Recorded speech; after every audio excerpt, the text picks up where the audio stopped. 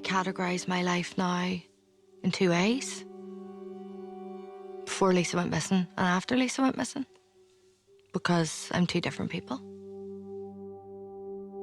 What a disservice to Lisa if I made a mess of my life when she doesn't even have hers. In Lisa's memory, I make sure that I have the best life that I can have, whilst looking for her and looking for justice at the same time.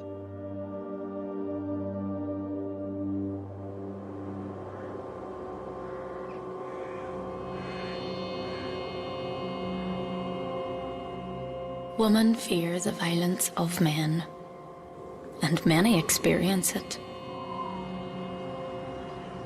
They have a terror of badlands, places that are lonely, abandoned, on the margins, places where they sense that harm has been done, where it seems that anguish is trapped. They hear the crack of a boot on branches, sense a shadow in the doorway. They imagine an unheard scream. A violated body dumped without ceremony. If they have to pass that way, they hurry.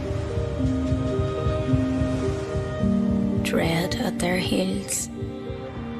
Their fear is a kind of terrorism that somehow manages to thrive in our culture. For most women who are murdered, the predator is a man they know, even a man they love.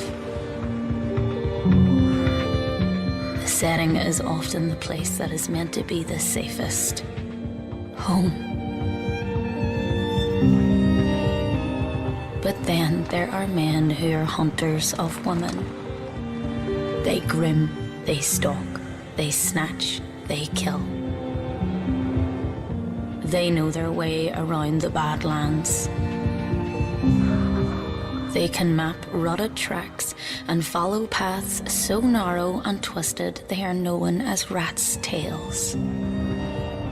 And some women become their victims. The 25-year-old shop assistant had been at a party in a village caravan park. The Dorrian family believe they must continue to have hope, but they say that Lisa is not the type of person to remain out of contact for this long.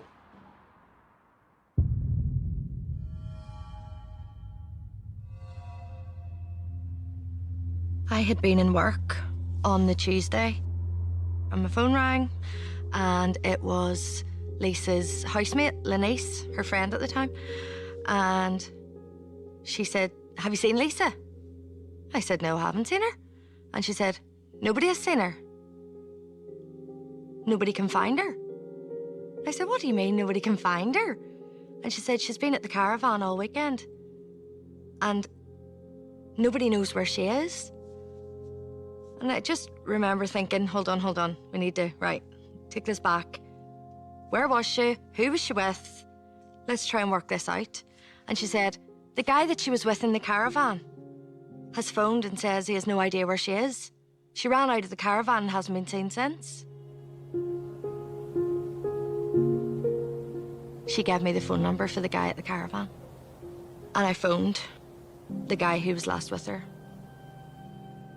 And he said, "You need to phone the police. I don't know where she is. I've no idea what happened."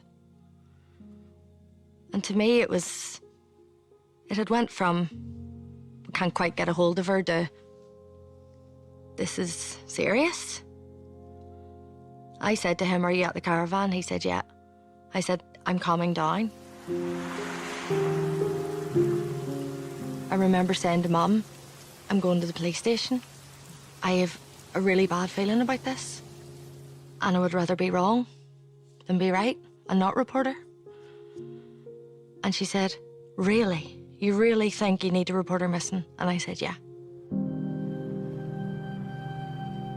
And we drove down to Bangor police station. You know, I said, Lisa is with people that take drugs. You know, I hear bad things about them and nobody can find her. So they took the details. I said, I'm going to the caravan now. I'll report back to, whatever I find out. So we went in my car down to Ballyhalbert.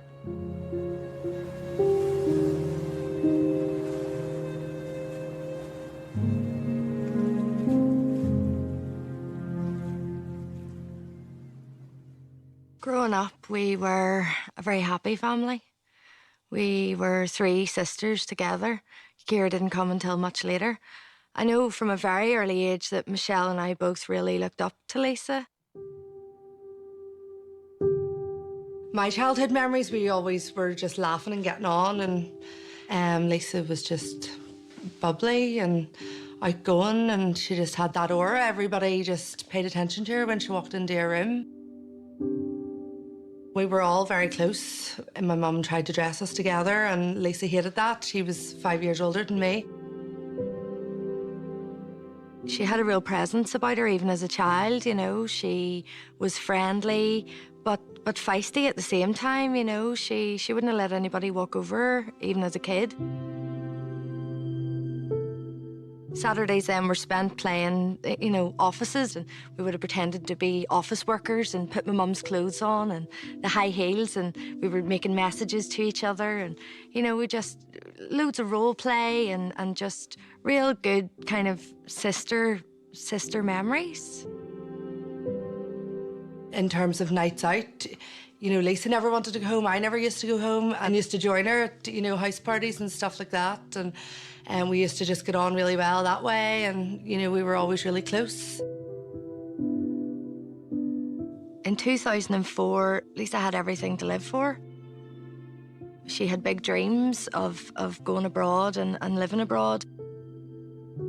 She had had an accident in work. She was going to be compensated for that, and she was looking forward to that money coming in, because that was going to change her life.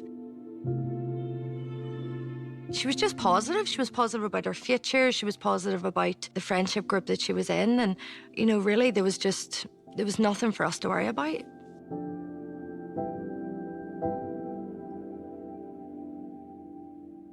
Lisa and Jamie had gone out for quite a number of years, and they decided that they had kind of come to the end of the road with the relationship. I remember going out shopping with her that year. She said to me, I don't know what to do, Joanne, because all my friends are his friends, and I don't know how I'm ever going to get over not being with him if I have to keep socialising with them. And a sort of off-the-cuff remark, I said, why don't you just go get new friends for a while?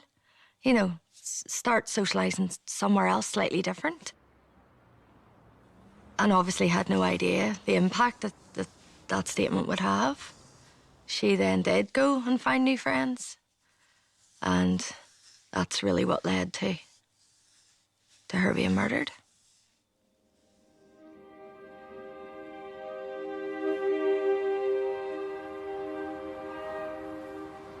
Lisa had had a long-term boyfriend. After Lisa broke up with that boyfriend, she began to be different. Lisa got involved with this set of people because she wanted to make new friends.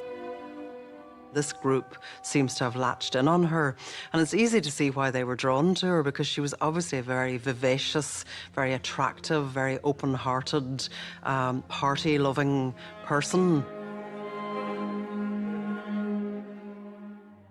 She got into the scene of drug taking at the weekends. She loved going to clubs and raves, and that was her scene, and that's where we did differ. When she got into this new crowd, we definitely noticed a decline. She had started to lose weight. I remember I could see her hip bones, and she said, oh yeah, I'm watching my weight, and I just knew that she'd watched her weight so long and that had never happened, so something different had happened, and I thought, that's drugs. The family felt that Lisa had just got involved with people who were not their sort of people, and who might not have been very safe people for Lisa to be around, because she was not a person who had experience of those type of people. We just felt in our gut that there was something going wrong in Lisa's life. So I remember Mum and I saying, we'll go round and chat to her. As we were walking in, I seen a car in the driveway, and it was scratched on the back of it with scum. And I'd never seen a car scratched with anything on it like that. And I remember going in and saying to her, "What's the deal with the car in the driveway, Lisa?" You know, and she just said, "Oh no, that made an excuse." And I was asking her, you know, about this new boyfriend and what does he do? Who is he? What's his plans? What's your plans? What's going on here, Lisa? And one of the very last things she said to me was, "Stop giving me the Spanish Inquisition, Joanne." She just didn't want to talk about it.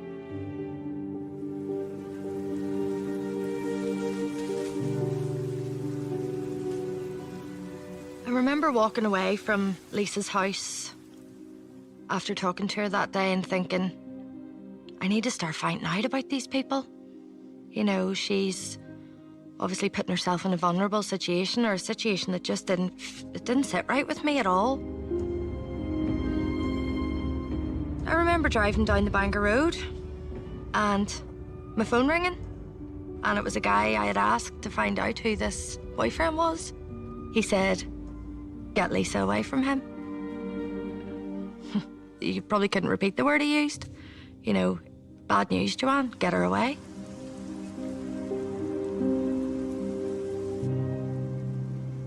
I tried to phone Lisa, and it just rang and rang, no answer. And I thought to myself, right, not getting her, it's a Sunday night, maybe she's got a hangover, you know, she's lying in bed, I'll get her again. You know, I knew I would speak to her again, or I thought I would speak to her again. And that was the night that she went missing.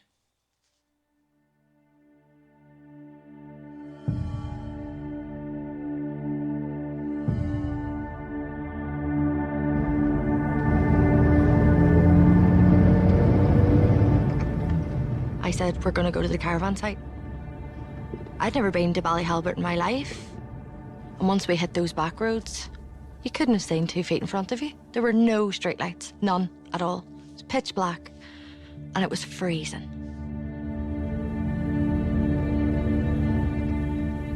I can vividly remember thinking, Lisa wouldn't stand a chance walking out here. She couldn't have found her way anywhere along here, because you just couldn't see where you were going. The caravan site's not open, so the only people there are people who work there or live there. I remember driving round where the caravan was, just the lights on, getting out of the car and how cold it was, and I thought, oh Jesus, she's died of hypothermia. If she had been out in this, she wouldn't have survived the night. And I went into the caravan, and the first thing I noticed was the young guy that was last with her on the chair. Baseball cap on, looked really young. You know, he just looked like a young guy, but he was a mess. The story that we were being told, that Lisa ran out of the caravan, went one way, the young guy went the other way. He then says he went to the caretaker's caravan and knocked the door and said, Lisa's gone. What seems to have happened on the night, as far as we know, is that Lisa was annoyed because a guy that she had been seeing hadn't called her and was supposed to, and she'd been kind of hanging around waiting to hear from this person, and they hadn't got in touch. She was annoyed at being slighted by him in this way, so she just decided she was going to have a night out anyway. There was an invitation to go down to this caravan because she knew this young fellow who was acting as caretaker there.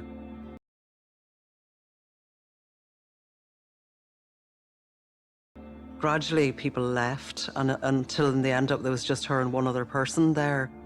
There were various phone calls during the night, during one of which the person that she was with said that she had gone missing, that they'd heard all these noises and seen flashing lights and things, and they'd stumbled out of the caravan and run, apparently in separate directions, and he hadn't seen her since.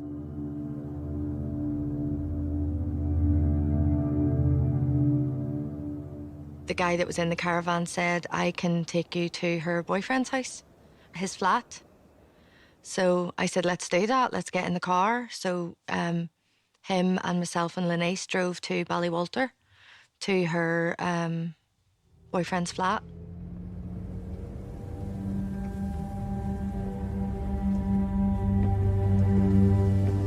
Someone, again, that I didn't know came to the door. I said, I'm Lisa Dorrian's sister. She's missing. He said, missing? More like missing in the head. And I just thought, okay, this is the caliber of people that we're dealing with here. There was nothing friendly about them. There was nothing, they'd no concern for Lisa. We were called up the stairs. Lisa's boyfriend didn't appear for at least a few minutes. There was no niceties. You just knew that they didn't care about her.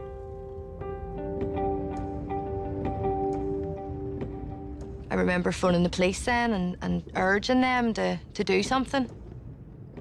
In those days, there was a 3-day cooling off period where if you were an adult and you went missing, chances were that you would come back.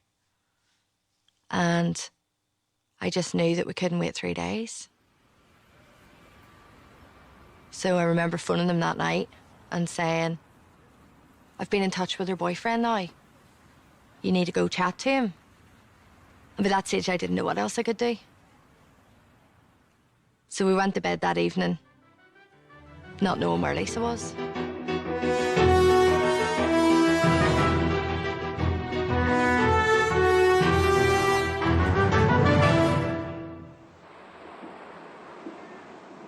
The last person who says he saw Lisa Dorrian alive is a teenage boy. The teenager, who has spoken exclusively to Spotlight, claims he spent part of the weekend partying with her, and that the last time he saw her was when the two of them bolted from a caravan in Ballyhalbert, shortly before dawn on Monday, February 28th. He told us they'd been frightened by noises outside the caravan, and as they ran from it, he says Lisa was gripping his arm. The last time I saw her, she was wiped out of her head, but alive and kicking. This is the only account the teenager has given to a journalist of the moment he claims he lost Lisa. I ran in zigzags. I thought somebody was going to shoot. I don't know why. Pitch black, no lights. Fuck all.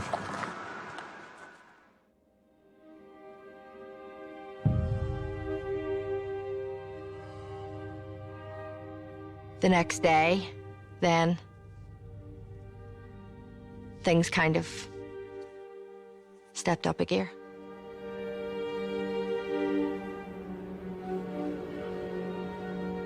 So that day, a few of us got in the car, went down to Ballyhalbert.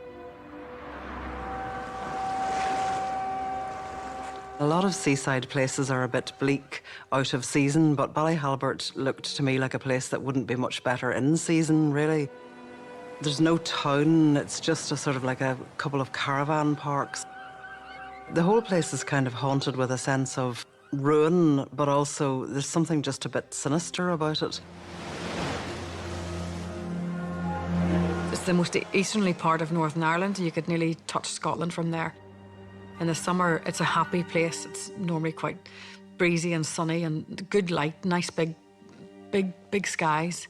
But come the winter, it's dismal.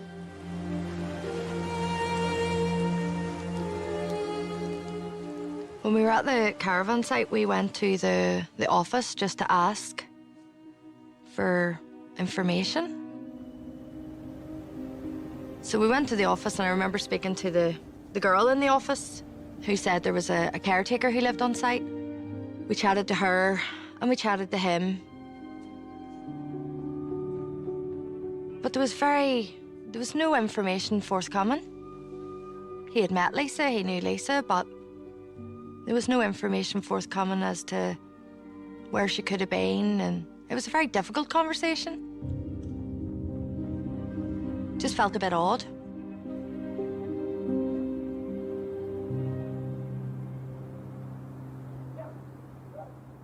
The story that we were being told, that Lisa ran out of the caravan, went one way, the young guy went the other way, didn't change. Things weren't progressing for us because the stories were the same, so that's all we had to go on. We had two people who were saying the same thing, and we had no reason to disbelieve it. We had no reason then to ever suspect that someone would have wanted to hurt Lisa, or that someone would have wanted to hurt Lisa, killed her and hidden her body. Whose mind would ever go to that place from someone just going missing?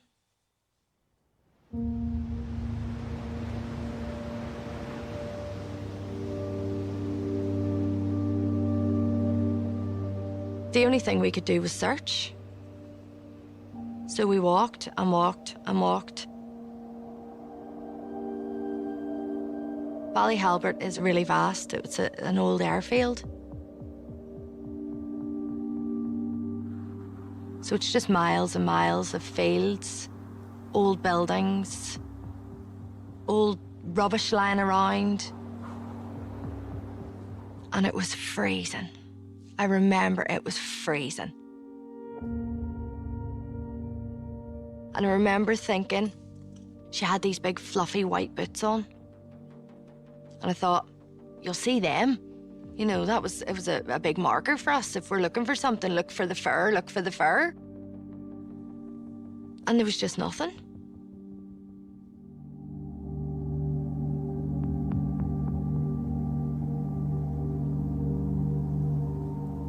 And I remember saying, we're actually looking for Lisa's body. Because I thought she must have just fell and the cold had maybe.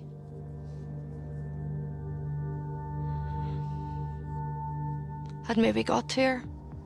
Because we had never lived in a world where murder even featured. And that's not something that had even entered my head at this stage. I knew something was wrong, but I didn't know about murder.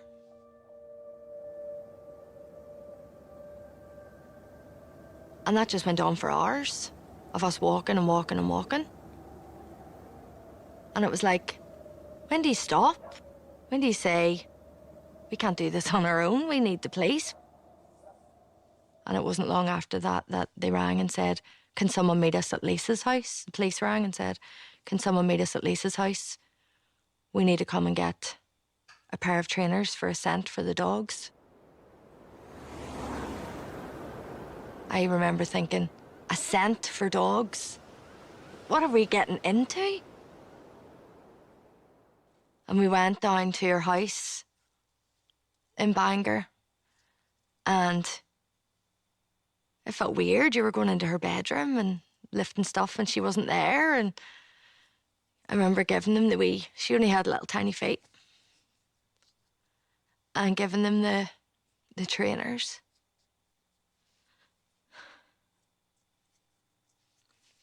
And they put them in the evidence bag.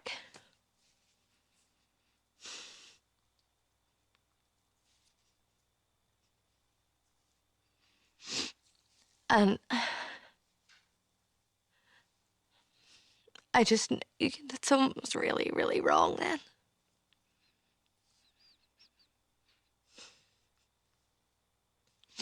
And they were getting the dogs out the next morning to try and pick up a scent of where she had gone.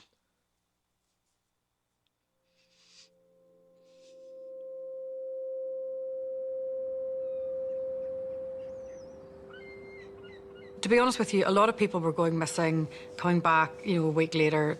There wasn't a great fuss about people who went missing in 2005. In March, we had heard the police were looking at the fact that there was a young girl missing from the North Down area on the Ards Peninsula. The police didn't appear, in our minds, to be overly concerned about Lisa's disappearance, from her vanishing.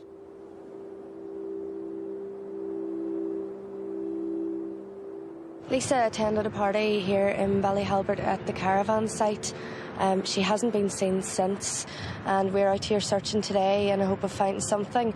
But we just want to make the appeal that anybody who knows absolutely anything, has any information, whether it be they think it's insignificant, everything's vital at this stage. At day 6, everything's absolutely vital.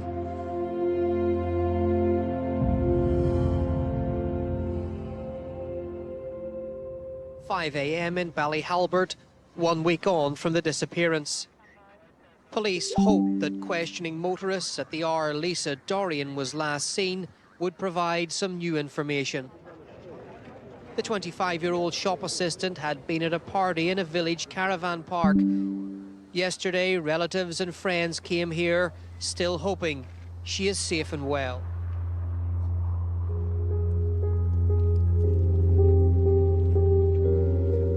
The day that we went to the caravan site, the police had asked us to go down and do media appeals. We'd never done anything in the press before. Had no reason to. We were just a normal family who lived a normal life, but thankfully the police were there to coach us and support us in doing that. But my mum wouldn't go. She said, "Girls, go and do what you need to do. Go and do the interviews." You know, she was involved, but she just said, "I will never be in Ballyhalbert," and she never was. Well, it would just like anyone who has any, even the smallest thing they think could help, if they would ring the confidential line, if they don't want to ring the police direct, just ring. I remember Dad speaking, but we were told to speak to Lisa. Because if she was watching, then if she had gone of her own free will, she might see this and come back. But we knew Lisa wouldn't have gone of her own free will. She would never, ever have put us through what we were feeling. And if she is out there and she sees all this involvement with the police and the media, it doesn't matter. Don't worry about it. Come back. Everything's just, please come back. We don't care. The media don't care. The police don't care. Everybody wants her back. To find her. I remember Dad saying, "Lisa, if you can see this, it doesn't matter what's happened. Doesn't matter if you've got into bother. Doesn't matter. Just come home. Whatever it is, we'll sort it out."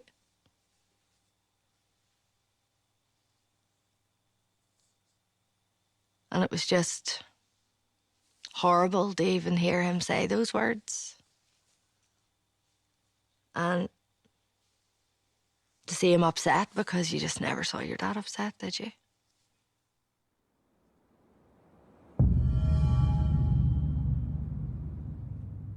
We started off counting Lisa's being missing as days. Day 1, day 2, and we still refer to those days up until day 9.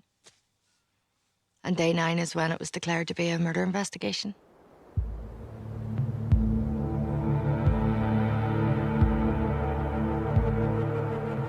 We found out that the police were now going to be treating Lisa's disappearance as a murder. What we didn't know at the time was, while we had the official contact from the police, that Lisa's family didn't know this. And then we had to face a very difficult situation in a sitting room with a family who looked at us with absolute, I can't even begin to explain the pressure that was in that room and the feelings that were in that room. And I can't begin to explain just the emotion. It was suffocating.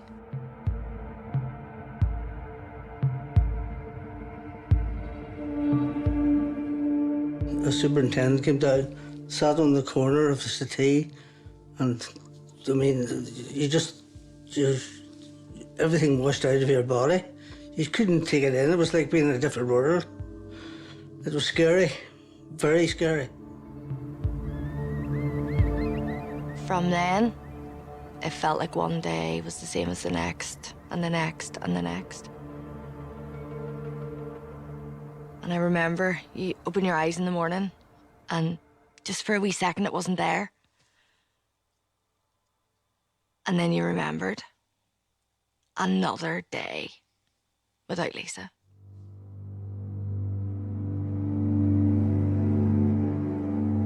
It's been 10 days since Lisa Dorrian was last seen alive, leaving this caravan park in Ballyhalbert at 5 a.m. after a party. Her family made appeals for information at the weekend, but now they've been told the news they had been dreading. Miss Dorrian was a 25-year-old shop assistant, and before the missing persons case became a murder inquiry, there had been extensive air and land searches along the Ards Peninsula. Underwater search teams had also been used, but the woman's body has yet to be found.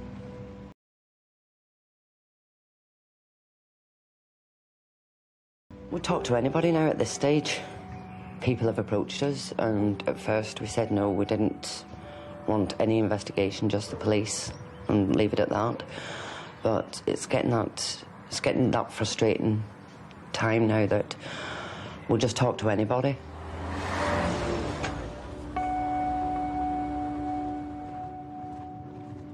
People tried to help, and people wanted to help.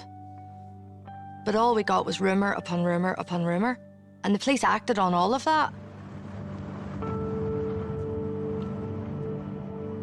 Once the major investigation started into Lisa's murder, one of the first tasks clearly was the huge search operation that was undertaken, not just in Ballyhalbert, but across many other parts of Northern Ireland too.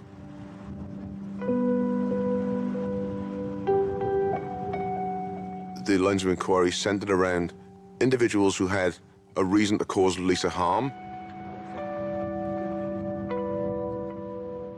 The lines of inquiry involved, for example, theories that Lisa's body had been taken out to sea, for which there's absolutely no evidence whatsoever. A theory that Lisa's body had been placed into the boot of a car and taken away from the caravan park and had then crashed. We recovered the car and forensically examined it. There's no evidence whatsoever that that car accident is linked in any way to Lisa's disappearance. The amount of information that came in was really, really quick, and it was complex, and some of it actually was inconsistent, and some of it was competing. And that was a real challenge for the original investigation team to sift through what was rumour, speculation and gossip and what was actually fact. We were having highs and lows because the police brought forward things and we thought then we'd have some outcome, but there was always nothing levelled off again. So I, to cope with it, do not raise my hopes. When anything comes forward, I wait to see the result of it. That's how I cope. For the second day running, the police and forensic officers have continued to search the backyard of a house in Ballywalter. A man from the village who was arrested in connection with Lisa's murder has been released without charge. The third man to be questioned by detectives investigating the murder. Lisa's former boyfriend was a guy with a criminal record. Lisa had split up with him in the days prior to her disappearance, and it was because of that he was initially wrongly suspected of involvement in her death. And the police are treating him as a witness, treating him as a suspect. I do not believe he had any role in Lisa's murder or disappearance.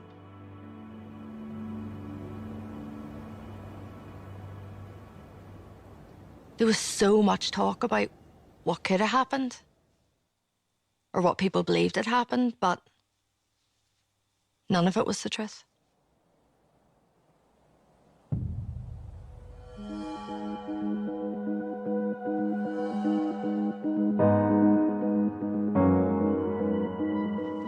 A family desperate for information about their loved one, today making a further appeal for help, this time with the offer of a £10,000 reward to find her body.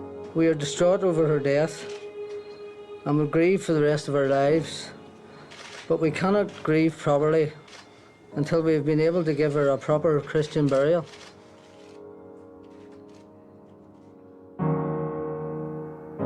Lisa was last seen at this caravan site.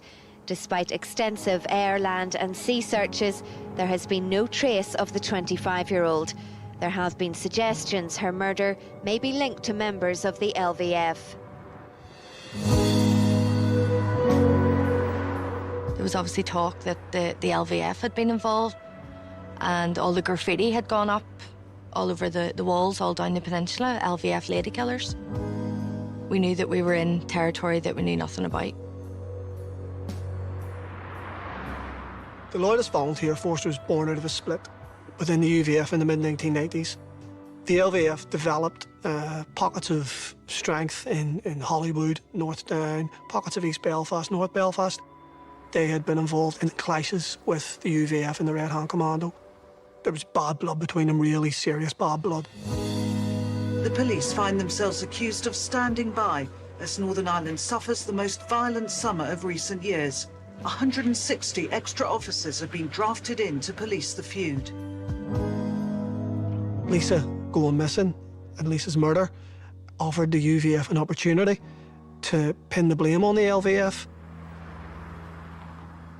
Certainly the UVF during that summer where they were killing people who they were accusing of having associations with the LVF, part of the reasoning that they were using for that, part of the justification that they were using for that was, sure, wasn't this the gang that murdered Lisa Dorrian? It wasn't true. After meeting police, David Irvine speaks publicly for the first time on the Lisa Dorrian murder. The politician met a senior detective on Tuesday to tell what he was hearing inside the Loyalist community. David Irvine contacted us to talk about Lisa and what he had heard from his Loyalist sources. We sort of thought, let's listen to him. Let's hear what he has to say. David Irvine obviously had a lot of influence in Loyalism at that time. I know he met senior Loyalists within the UVF and the Red Hand Commando, but on each occasion, we believe that he was met once again with a wall of silence. I think his intentions were honourable. I think he did genuinely try and help that family, but he was given a bum steer. But he wasn't the only one at the time who was given a bum steer. The media were given a bum steer, politicians were given a bum steer, the police were given a bum steer. And this was all deliberate. This was all by a little clique of Loyalists who were putting out this information, knowing that it was going in the wrong direction, knowing that it would not lead to the recovery of Lisa's body, and they were doing that to protect the killer. The connection to paramilitaries and paramilitarism in Northern Ireland was really dangerous because what happened then was that the public would have turned off from trying to help Lisa. Because rather than reading the story in entirety, they maybe just saw an LVF, UVF link in a headline and made the connection there with her name, and then they don't want to read any more. Well, that then means they don't want to be involved in helping anymore as well, which is really dangerous. The fact that there appeared to be paramilitary connections meant that people were looking at it as a throwback to the conflict years, but it wasn't really. It was a different context that we should have been looking at. It was the context of a certain type of society that doesn't respect women and that is very easily attuned to violence against women. Lisa's disappearance occurred in that context. It was a context of disrespect of women more than it was anything to do with the Troubles or the legacy of the Troubles. It's true to say that during that period, large numbers of people that would have been in and around the kind of drug scene and the party scene may well have had links to individuals within Loyalism, but there's absolutely no information, no evidence to suggest that any of those links are relevant in any way to Lisa's disappearance.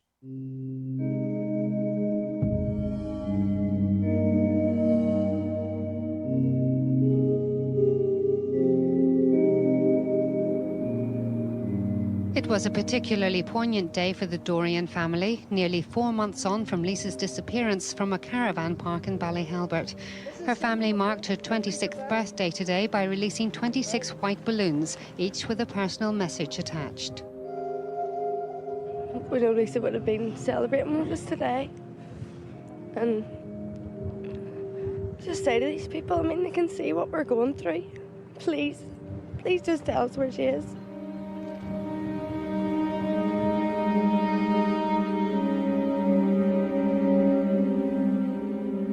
At the start of this campaign, you had Lisa's family speaking out about trying to find her, what happened. They've been very vocal. They have had a campaign where we had billboards We also had advertisements in cinemas to remind people about Lisa.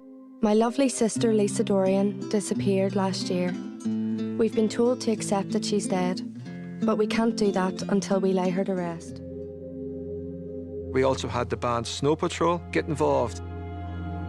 When they put Lisa's photograph back in the media, it's also aimed, I think, at those who were involved in this.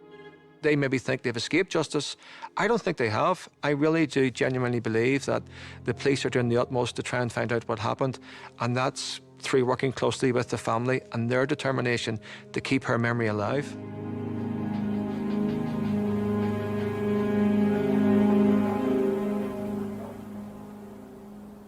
Lisa was partying in the caravan with a group of people. They were all taking drugs. They were all drunk, bar one person. There was only one person there who wasn't taking drugs.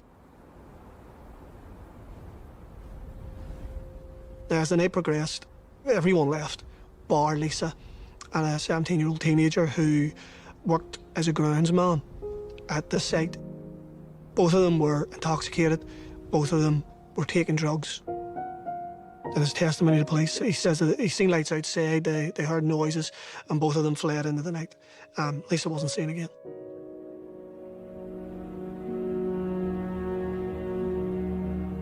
We were kind of stuck with this story, which was very bizarre, to say the least.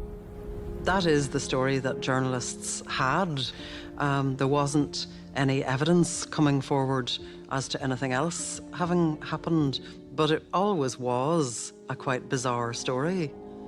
You know, most people's instinct when they hear noises or see things happening is to lock a door. You know, it's not to run out into it.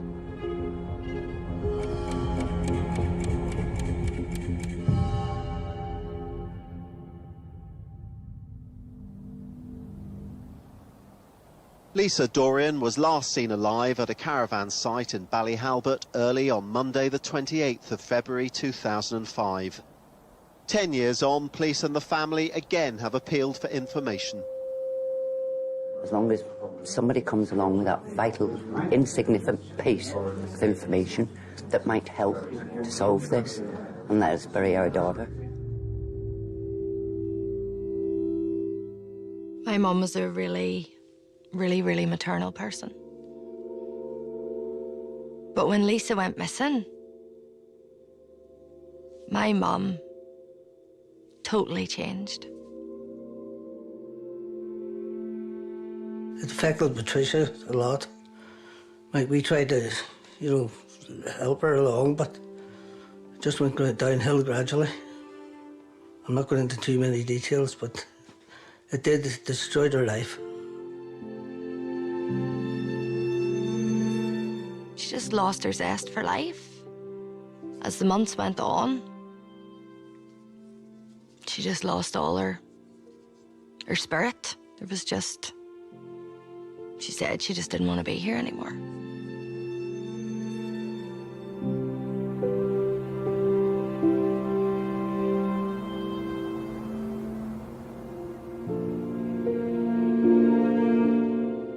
It was just hard to deal with trauma on trauma. It was like, we've had enough to deal with. You know, it's just...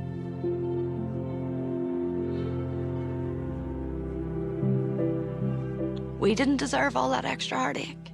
Mum didn't deserve all that extra heartache. You know?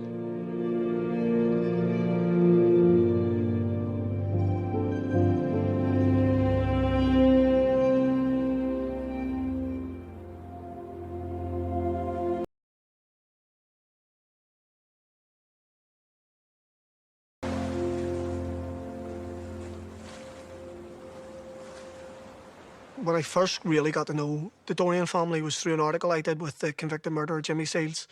He claimed to have information about where Lisa's body had been moved. I don't think Seals had anything to do with Lisa's disappearance, I want to make that clear. But he received information in relation to where she may have been and how she may have died. My understanding is that the police went to McGabry prison and spoke to Seals, and Seals conveyed the same information to them. Further searches took place at the land where he claimed that he believed Lisa may have been buried. This morning, the police cordoned off an area of farmland on the outskirts of Cumber, and specialist search teams moved in to begin a sweep of the terrain. The searches we conducted in Cumber in very recent years were as a result of information that came into the investigation team that suggested that Lisa's body may have been deposited on land in Cumber, but the information is not sufficiently precise to give us an exact location, an exact kind of X marks the spot, if you like. When we are going through searches and certain parts of the investigation, it takes over your mind. You know, you're totally distracted because it literally just consumes you. You know, any search that goes on, everything from that day just comes back, and that's what you're living with. That's what your mind is like. It's just like a whirlwind of all those memories that takes you back to day one. That's what it feels like.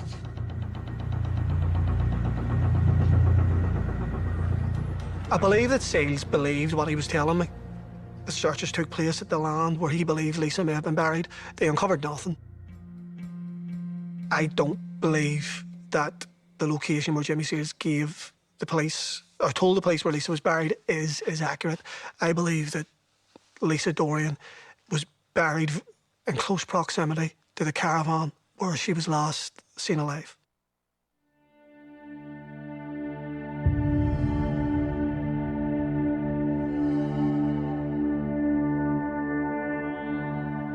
"14 years after Lisa Dorrian disappeared, another search. The operation focusing on ground behind the caravan park, part of a disused airfield. I've always believed the answers lie in Ballyhalbert. There's no evidence that Lisa had a means to escape Ballyhalbert. She wasn't equipped for cold weather. She had no money. She had no passport. She had no mobile phone. The only explanation for her not being in Ballyhalbert is that somebody else has taken her away from that location. But in taking her away from that location, that individual, first of all, had to be in that location. And that's why I believe that the answers lie in Ballyhalbert. In the footsteps of a daughter and sister, hope and heartbreak. People can't imagine what this feels like. They can't imagine what it feels like not knowing where she is. My mum passed away a few years ago, and she never got the answers that she needed. It ruined her life, and it has ruined our lives. This operation is going over old ground with new technology. The searches that we conducted at the airfield were very much directed by our investigative thinking. I felt that with the passage of time, we now had the technology, the equipment and the training to be able to establish whether she was in any of those kind of concealed spots that may not have been able to be accessed by search teams previously. What we're looking for is we're looking for significant voids in the ground, or we're looking for significant buildings or remains of buildings into which a body could actually be physically hidden. So it wasn't important for me that we looked at every blade of grass or every rock or every stone. It was most important that we identify the areas in which a body could be deposited and not be found for 16 years. But as soon as we realized that Lisa's body, as far as we can reasonably establish, wasn't on the airfield, we then started to think about, okay, well, if she's not there, how do we start to work out in concentric circles away from the airfield? Where's the next most logical place? Where else can you dispose of a body very quickly that you don't expect to have? And that's what took us to the clay pits. 16 years and still waiting to bring Lisa's body home. This area has been searched before in the early days when Lisa was still a missing person. This is the first time it's being searched for her body. In my view, that was a purpose-built body deposition site. It's perfect. And we know that in 2005, some areas of the clay pits actually were searched, but they weren't searched to the extent that I thought I needed them to be searched to give me confidence that Lisa's body wasn't there. This new detective, Mr. Murphy, he started from scratch again, and they had a lot of lakes searched. And I was down at them and saw it happening, and they had divers, they had everything. They found various things, but didn't find anything belonging to Lisa or anything about her. You just go down and you go along with it. But again, as I said, I stay at one level. If I let myself get more involved, you'd just be destroyed. You can't do it. You just can't do it. This is a process of elimination before we can start to move further afield outside of the airfield, the clay pits, and then ultimately outside of Ballyhalbert. But before I go there, I want to establish that she's not there in the first place.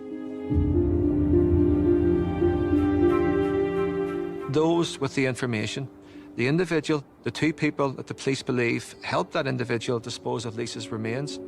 You have three people there who know what happened, who know why Lisa was murdered and why she disappeared and why she was buried. The problem for the police is they haven't yet to come forward.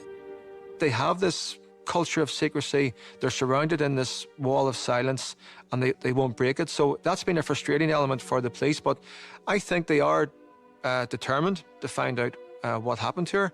They remain committed to find out where she is. And hopefully, at the end of that process, we do see someone before the courts.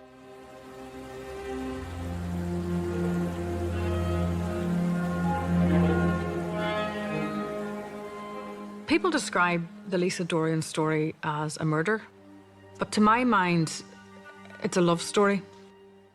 And it's about the love of a family for a young girl whose life ended very abruptly when she had the whole world ahead of her.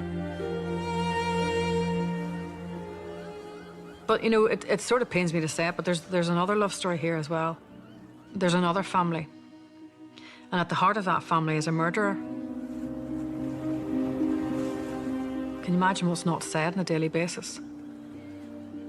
Can you imagine them leaving the house and saying, I love you, brackets, I know you're a murderer, brackets. Two very different love stories, where you've got the Dorrians who don't have any brackets at the end of their sentences because they know the love and they're honest and they're open. Now, the other family has all those brackets at the end of all their sentences, and it must be an awful situation. But, you know, it could stop. It could stop.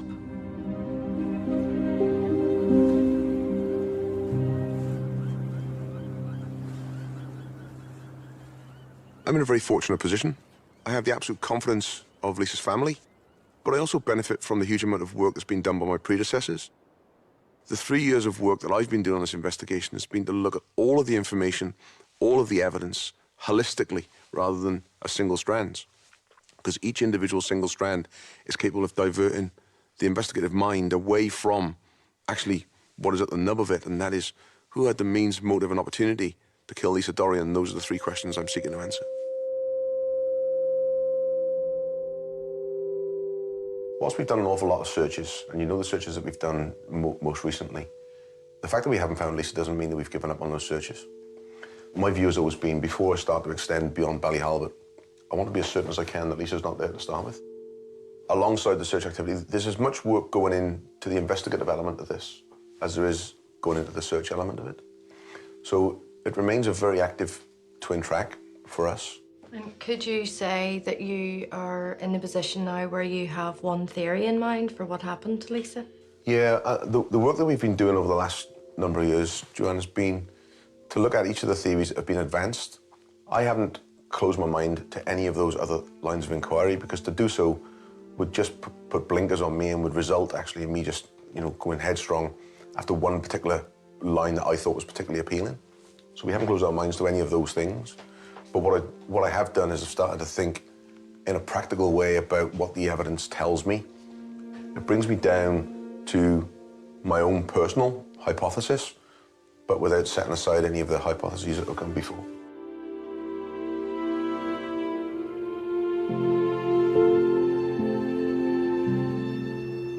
The police at the minute, I think, believe that they are closer to recovering Lisa's body than they have ever been at any point. People have got their hopes up over the past 15, 16 years that they might recover it. There's been a lot of false dawns. I do think this time it might be different. I think the cops are getting there. I really do. Loyalists are in no doubt who murdered Lisa Dorrian. The Dorrian family are in no doubt who murdered Lisa Dorrian, and the police are in no doubt who murdered Lisa Dorrian.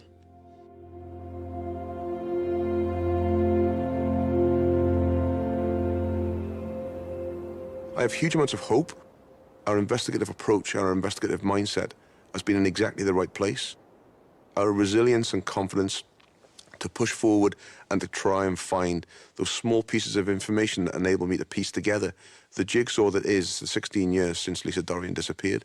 And I hope one day to be able to put a case before the prosecution service in Northern Ireland to enable them to consider whether the evidence supports a prosecution for individuals in connection with Lisa's murder.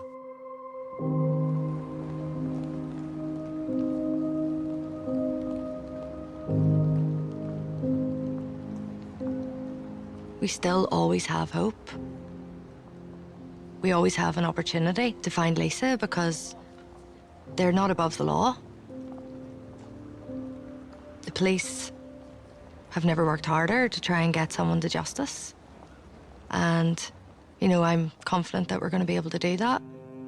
And in doing that, whether that means we find Lisa first or after, I do believe we're going to get both.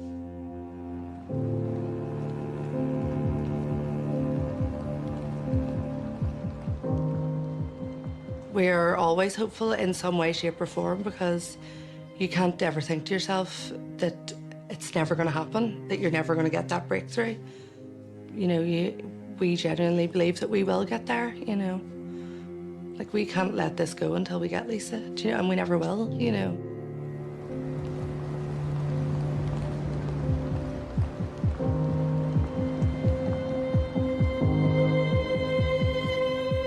We do all this for Lisa. We don't do it for ourselves. She deserves us to campaign for her. She deserves to be found. She deserves to have a Christian burial. She doesn't deserve to be out there on her own. Nobody even knowing where she is. Completely unmarked. You wouldn't treat an animal like that. So that's what gets me out of bed in the morning.